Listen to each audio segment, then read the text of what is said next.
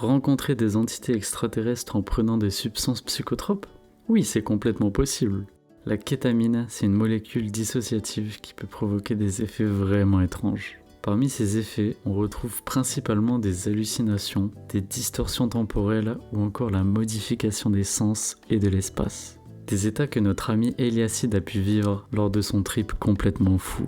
Mais avant de commencer la vidéo, petit disclaimer pour rappeler que la kétamine est illégale et peut provoquer une addiction physique et psychique. C'est pourquoi cette vidéo se place dans un cadre d'information et de réduction des risques. Je t'invite maintenant à t'installer confortablement et sur ce, bonne vidéo. Souvent consommée en rave party dans un contexte récréatif, la kétamine trouve aussi son utilité dans l'éveil spirituel et dans le traitement de la dépression. C'était pas la première fois que je prenais de la kétamine. J'avais déjà trippé une fois à un dosage de 60 mg en sniff, mais je n'avais trouvé que peu d'intérêt à la molécule car à ce dosage l'effet psychédélique était peu présent et la durée trop courte à mon goût. J'avais donc décidé de retenter l'expérience avec un dosage plus conséquent. J'étais chez moi dans ma maison et mes parents étaient au courant que je tripais. J'étais donc dans un cadre sécuritaire pour consommer en toute tranquillité. J'avais aussi fait analyser ma ké en laboratoire, elle était pure à 98% sans autres produits psychoactifs ajoutés. Je pèse donc 85 mg à l'aide de ma balance de précision, ainsi qu'un petit redrop de 10 mg pour plus tard dans le trip. Par conséquent, c'est un dosage puissant que je n'aurais pas pu prendre si j'avais pas testé la molécule au préalable. Je sniffe donc ma trace et attends tranquillement les effets. Ils se font ressentir au bout de 5 minutes à peine, avec une lourdeur et l'impression que tout ce qui se trouve devant moi est faux, comme si je n'étais pas réellement dans la réalité. Cette sensation va rapidement s'intensifier. Je sais encore où je suis, mais je me sens perdu. Je vois très flou et ma vision est horriblement saccadée. Tout est gris et un peu terne, comme si on avait dessiné ma chambre au crayon à papier un peu coloré mais sans les nuances. Mon corps est lourd et mes jambes ont l'air de faire 1,50 m. Chaque fois que je tourne le regard, ma vision s'étire et j'ai comme un temps de latence. On pourrait comparer ça à avoir 300 ou 400 de ping dans un jeu vidéo, le tout couplé à une vue en 144 pixels.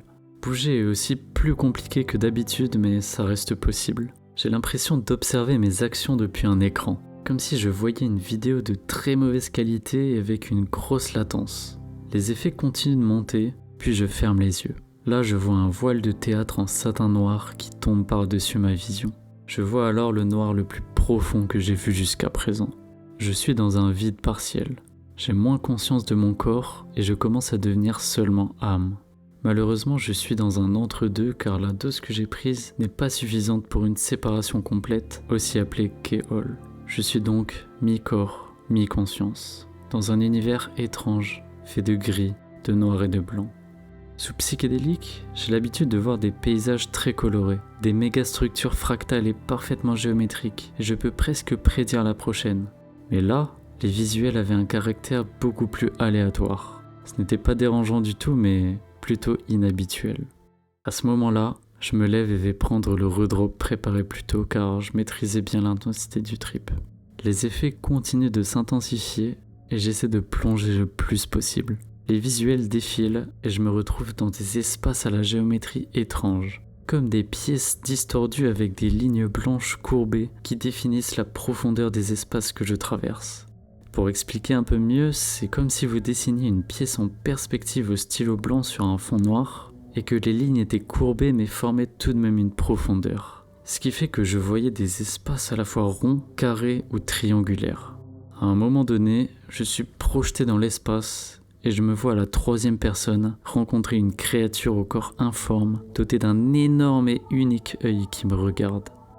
Elle ressemblait à une pieuvre dont la tête serait remplacée par un énorme œil, un peu dans le même style que celui du logo de Psychonaut, et dont les tentacules seraient faits de structures géométriques. Cette pieuvre était légèrement teintée de violet, de rose et de bleu marine, le tout sur un fond gris et noir. Avec du recul, il faut dire qu'elle était un peu flippante, mais sur le moment je n'en avais absolument pas peur. Au contraire, je dirais même qu'elle m'émerveillait. Et elle avait l'air tout aussi émerveillée de me voir contempler son œil gigantesque. Pour vous donner une échelle de grandeur, j'ai mis une image approximative de la taille de la pieuvre par rapport à moi. Tout le long du trip, j'écoutais de la musique et elle n'a jamais sonné aussi étrange. J'avais l'impression d'écouter du chewing-gum. Je vois pas comment je peux le décrire autrement, mais c'était pas du tout désagréable. La musique était comme étouffée avec beaucoup moins de nuances, mais tout de même agréable à écouter. La kétamine avait supprimé les subtilités de la musique en laissant intact le cœur de chaque morceau. Par exemple, lorsque j'écoutais une musique avec des fortes basses et que les autres instruments étaient plus faibles, les basses ressortaient encore plus, tandis que les autres instruments devenaient presque inaudibles. Après ça, j'ai eu divers effets visuels dont je me souviens pas vraiment. J'ai le souvenir d'avoir vu une sorte de château noir et gris, puis des taches grises qui apparaissaient de temps en temps en clignotant.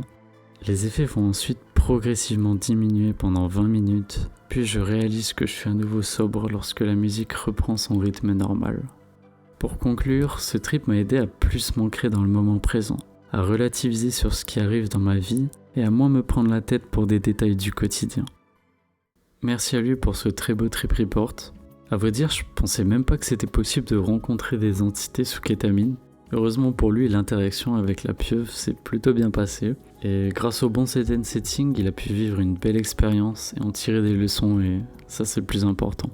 Je précise aussi que les trips à la kétamine sont souvent courts et plutôt axés sur les sensations physiques, donc c'est assez difficile de retranscrire clairement ce qu'on vit dans cet état.